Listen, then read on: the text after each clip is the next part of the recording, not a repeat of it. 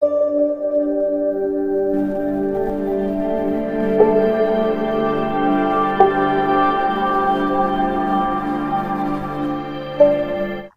दोस्तों, मैं हूं राजन तिवारी और आप देख रहे हैं ज्योतिष मंत्र।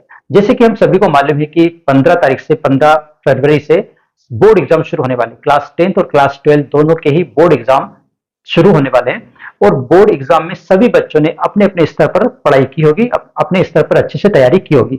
लेकिन एग्जाम शुरू होने से पहले, आप एग्जाम सेंटर पे जाने से पहले, एग्जाम हॉल में जाने से पहले कुछ ऐसी बातें हैं जिनका ध्यान रखना बहुत जरूरी है, क्योंकि अगर उन बातों का आपने ध्यान नहीं रखा तो हो सकता है कि एग्जाम हॉल में जाने के समय आपको दिक्कत का सामना करना पड़े, या आपका पेपर उस दिन आप ना दे पाओ, ये भी हो सकता है।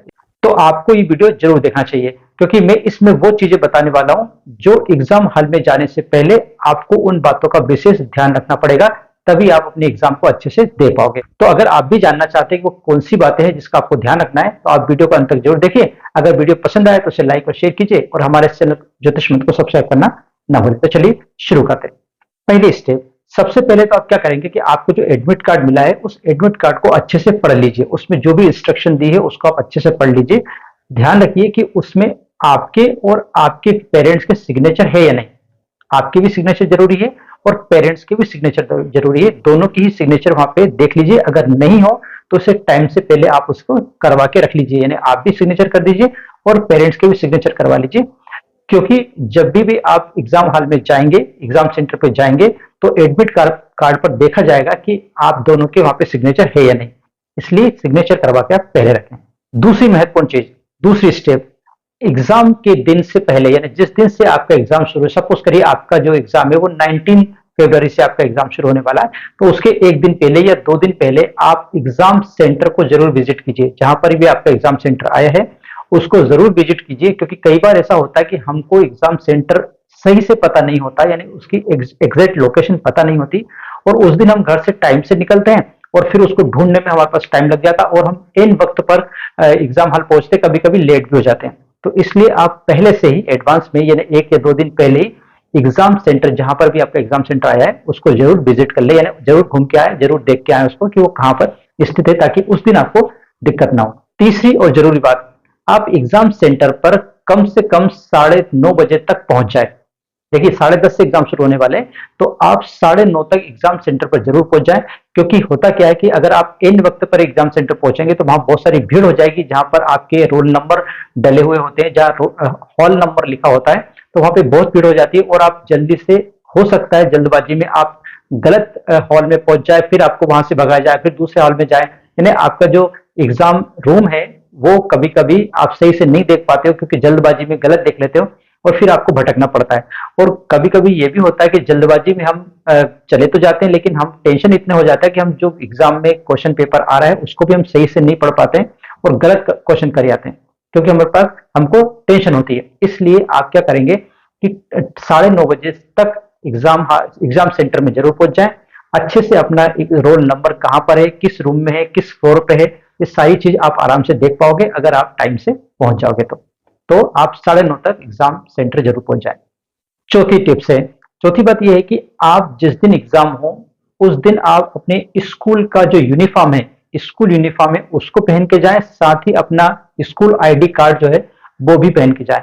दोनों ही बहुत जरूरी है, क्योंकि बहुत सारे स्कूलों में ये रिस्ट्रिक्शन होती है कि अगर कोई बच्चा स्कूल यूनिफॉर्म नहीं पहन के आया है, स्कूल आईडी कार्ड लेके नहीं आया, तो उसे भगा दिया जाता है या उससे कहा जाता है कि आप पहले लेके आओ फिर हम एंट्री देंगे। सपोज करिए आप इन वक्त पर पहुंचे और उन्होंने रोक दिया आपको, तो आप उस समय कैसे घर जाओगे और उन चीजों को लेके आओगे। इसलिए आप जो है डेली जब भी आपका एग्जाम होगा आप अपनी स्कूल यूनिफॉर्म में ही जाएंगे, साथ में स्कूल आईडी भी लेके जाएंगे। पांचवी स्टेप ये कि आप एग्जाम हॉल में जब भी एग्जाम देने के लिए जाएं तो आप जो परमिटेड स्टेशनरी है, यानी जो भी स्टेशनरी बोर्ड द्वारा निर्धारित है उन्हीं को लेकर जाएं, और वो भी ट्रांसपेरेंट पाउच में।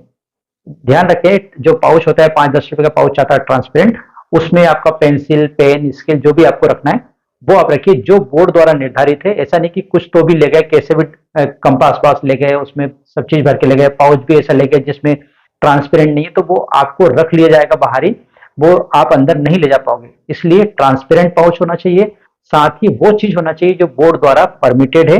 हर किसी चीज को नहीं ले जाना। जो जरूरी है, पेन जरूरी है, पेंसिल जरूरी है, इसके बाद जो स्केल है वो जरूरी, ऐसी कुछ चीजें हैं जो जरूरी होती है, बाकी चीजों को आप लेके नहीं जाना। Next step number 6। देखिए बहुत सारे लोगों की आदत होती है बहस करने की। क्या होता है कि जो एग्जाम सेंटर होता है उसके बाहर कुछ लोग खड़े होते हैं जो आपकी फिस्किंग करते हैं, आपकी तलाशी लेते हैं कि आपने कोई चिटिंग मीटिंग तो लेके नहीं आया, तो वो उनसे उलझ जाते हैं, ये उनसे बहस करने लगते हैं। तो आपको ऐसा नहीं करना है। जो भी एग्जाम सेंटर पे जो लोग खड़े हैं, जो आपकी फिस्किंग करेंगे, जो आपकी तलाशी लेंगे, उन्हें आप कॉपरेट करेंगे, उन्हें तलाशी लेने देंगे, क्योंकि आप तो सच्चे है ना, आपने कोई चिटिंग मीटिंग लेके आए नहीं, तो आपको डरने की कोई बात ही नहीं है। वो उनका काम है, वो उनको करना है, इसलिए आप उनसे किसी प्रकार की बहस नहीं करेंगे, उसके उनके साथ कॉपरेट करेंगे और अपना जो भी उनको फिक्सिंग करना है उन्हें करने देंगे। Step number 7। आप अपने साथ पर्स, यानी जिसको हम वॉलेट भी बोलते हैं, सेल फोन के पास कोई भी कागज का टुकड़ा, पीस ऑफ पेपर जिसको हम बोलते हैं, या ओल्ड क्वेश्चन पेपर, इस प्रकार की कोई भी सामग्री जो संदेह उत्पन्न करे, ऐसी कोई भी सामग्री हमको वहां नहीं ले जाना है। क्योंकि कई बार ऐसा देखा गया है कि बच्चे, जैसे मान लीजिए वो एक पेपर देने गया है और उसका पिछला जो पेपर है उसकी जेब में ही रखा है, क्योंकि वो यूनिफॉर्म पहन के जाता है, तो यूनिफॉर्म में वो पिछला पेपर रख दिया, वो भूल गया और दूसरे दिन दूसरा पेपर में वो उसी यूनिफॉर्म को पहन के चला गया, तो होता क्या है वो पुराना पेपर उसकी जेब में रखा रह जाता है। कई बार ऐसा देखा गया है। इस कारण से आप ध्यान रखें, घर से निकलने से पहले अगर पेपर आपकी जेब में रखा है तो उसे घर पे निकाल के जाएं, या अगर आप भूल जाए तो वहां पर निकाल दें, लेकिन ऐसी कोई भी चीज आपको नहीं ले जाने। पर्स की जरूरत आपको नहीं पड़ेगी तो पर्स भी नहीं ले जाएं, साथ में किसी प्रकार के सेल फोन या कोई भी इलेक्ट्रॉनिक आइटम इस प्रकार के नहीं ले जाएं, क्योंकि वहां पर आपको पकड़ लिया जाएगा, वहां पर आपको फिर परेशानी होगी। इसलिए इस प्रकार की कोई चीज आपको नहीं ले जानी। Step number 8। एग्जाम हॉल में जो एग्जामिनर होता है, जो वहां पे जो टीचर लोगों की ड्यूटी लगी रहती है, वो जो भी आपको इंस्ट्रक्शन दे, उस इंस्ट्रक्शन को आपको अच्छे से सुनना है और आपको फॉलो भी करना है। क्योंकि बहुत बार ऐसा होता है कि हम जो टीचर वहां पे एग्जामिनर होता है, जो इन्विजिलेटर होता है, उनकी हम बात नहीं सुनते और गलत तरीके से उस जो फॉर्म है उसको भर देते हैं, यानी कि जो ओएमआर शीट है उसको गलत भर देते हैं, और उस वजह से हमारा रिजल्ट भी रुक जाता है। इसलिए जो एग्जामिनर है, जो इन्विजिलेटर है, उसकी आपको बात को ध्यान से सुनना है और उसको फॉलो भी करना है। Step number 9। क्या होता है कि जब हमारे पास पेपर आता है तो पेपर का जो फ्रंट पेज होता है उसमें बहुत सारी जानकारियां लिखी होती है, बहुत सारी इंस्ट्रक्शन लिखी होती है। तो क्वेश्चन पेपर के ऊपर जो भी इंस्ट्रक्शन है उसको आपको ध्यान से पढ़ना है और उसको फॉलो करना है। कई बार ऐसा होता है कि आपने देखा होगा कि जो अपना क्वेश्चन पेपर है वो 3-4 सेक्शंस में आता है। किसी सेक्शन में 5 क्वेश्चन करना है, तो किसी में 8 क्वेश्चन करना है, तो किसी में 6 क्वेश्चन करना है। लेकिन वहां पे नंबर ऑफ क्वेश्चन ज्यादा दिए होते हैं, वहां पे करना मान लो 6 है, आपने पता लगा 7 कर दिए, हो सकता है आपने 5 ही करे, तो आपके क्वेश्चन छूट जाते हैं, या फिर आप ज्यादा क्वेश्चन कर देते हो तो फालतू टाइम खराब होता है। इसलिए आपको ध्यान देना है कि अगर आप सही से क्वेश्चन पेपर के इंस्ट्रक्शन पढ़ेंगे तो आप सही तरीके से क्वेश्चन पेपर को करके आएंगे। इस कारण से आप क्वेश्चन पेपर के जो ऊपर इंस्ट्रक्शन दिए उसको अच्छे से ध्यान से पढ़ेंगे और उसको फॉलो करेंगे। Step number 10। जिस प्रकार से पेपर में, क्वेश्चन पेपर में कुछ इंस्ट्रक्शन लिखी होती है, उसी प्रकार से आंसर बुक में भी जो जिस कॉपी पे आप लिखते हो उसके ऊपर भी कुछ इंस्ट्रक्शन लिखी है, तो उस इंस्ट्रक्शन को भी आपको ध्यान से पढ़ना है और उसको फॉलो करना है। जिस जगह पर जो चीज लिखना है वही लिखे। कई बार ऐसा होता है कि बच्चे रोल नंबर की जगह सेंटर नंबर और सेंटर नंबर की जगह रोल नंबर लिख देते हैं, या स्कूल नंबर की जगह सेंटर नंबर को लिख देते हैं और सेंटर नंबर की जगह स्कूल नंबर को लिख देते हैं। इस वजह से पूरी गड़बड़ हो जाती है और उनका जो रिजल्ट है वो रुक जाता है। इस कारण से इस बात का ध्यान दें कि कहां पर सेंटर नंबर लिखना है, कहां पर आपको स्कूल नंबर लिखना है, कहां पे आपको रोल नंबर लिखना है। इन बातों का आपको विशेष ध्यान देना है।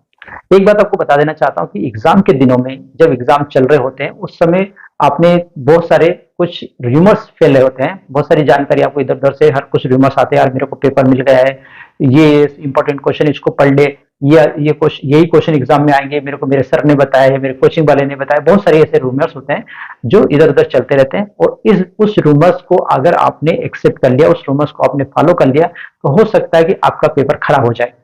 तो ध्यान रखें, don't believe on that rumours. आपको उन रूमर्स को बिलीव नहीं करना है। अपना जो पढ़ा हुआ है उसी पे आप फोकस करिए, जितना आप पढ़ा है उसी को फोकस करिए।